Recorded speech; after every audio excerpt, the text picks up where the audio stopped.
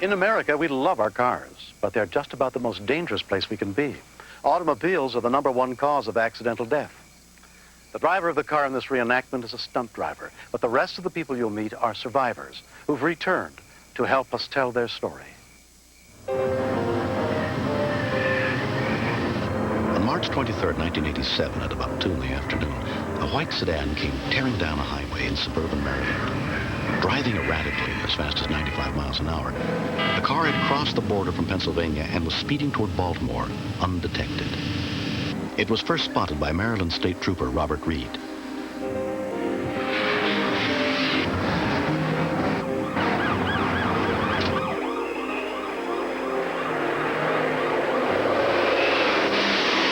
B-24, Frederick, I'm unable to take that assignment. I'll be in pursuit of a vehicle.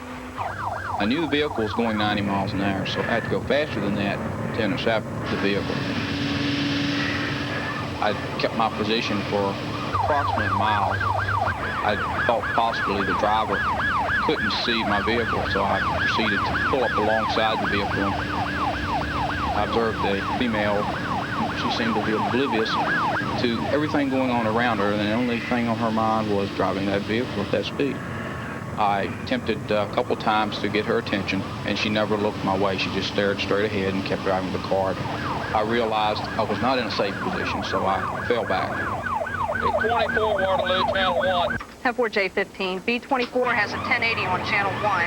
He's westbound 70 at the 71-mile mark. I overheard the conversation about the high-speed chase proceeding in my direction. Undercover Maryland Police Sergeant Ken Pollock was 30 miles in front of the speeding car, headed in the opposite direction.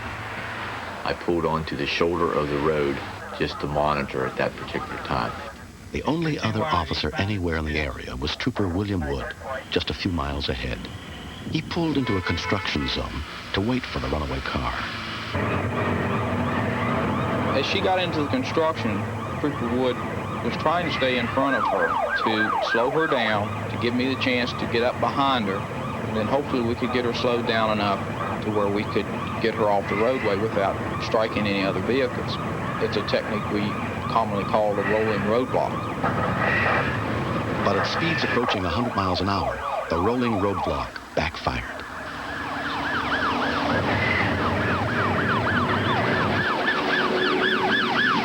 The white sedan crossed the median and drove head-on into traffic.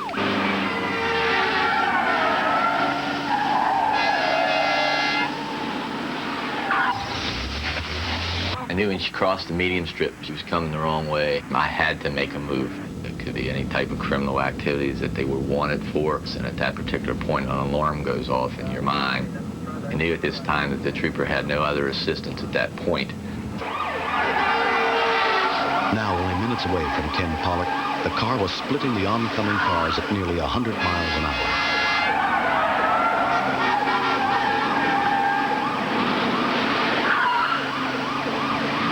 Ken's first plan was to drive alongside the other cars and motion them off the highway to the safety of the shoulder.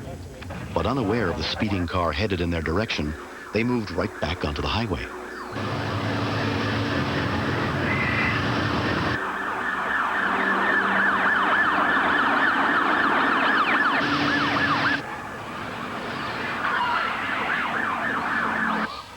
Plan B was to start stopping all the vehicles to get them away from the cars up on the embankment, knowing all the time that I had approximately 2 to 3 minutes or maybe even 4 tops to do this.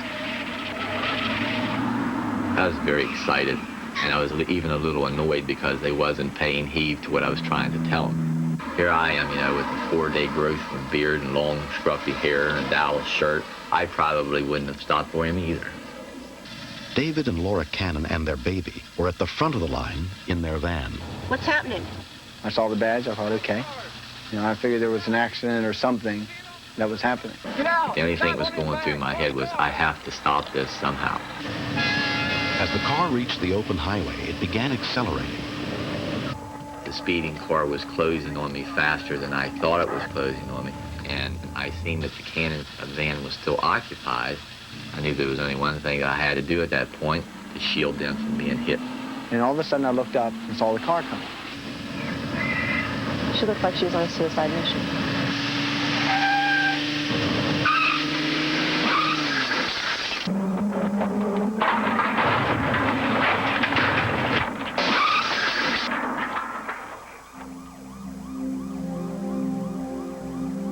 When she hit, all I could hear was metal, and I've never heard a sound like it.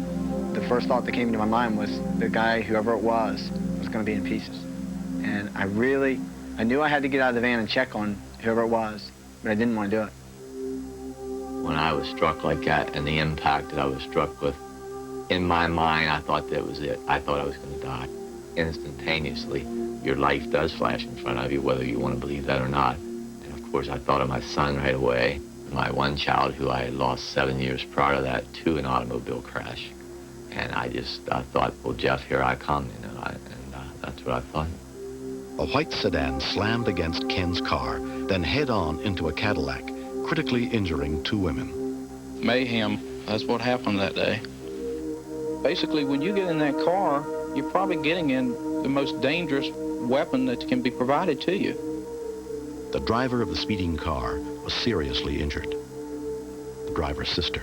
The main thing I want people to understand about that day is this was not the kind of thing my sister would have done ever in the past. The fact of it is, it was an ordinary person who just had some medical issues that caused some depression, some actions that were very out of the ordinary for her.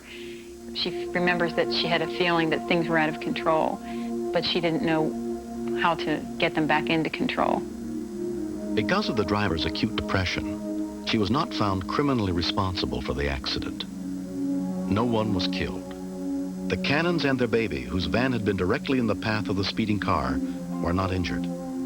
It's one thing to lay your life down for your friend or someone you know, care for very deeply, but for an absolute stranger, someone you have never seen before or will never see probably again, to do that is quite something else. Ken Pollock was a hero, but the impact of the white sedan broke his nose, gave him permanent back problems and a long-term concussion. I would say that definitely the accident has ended my career with Maryland State Police. It really does upset me, because that's the only thing I ever loved to do. I was doing something that I knew that had to be done. He will retire this year after 20 years as a cop.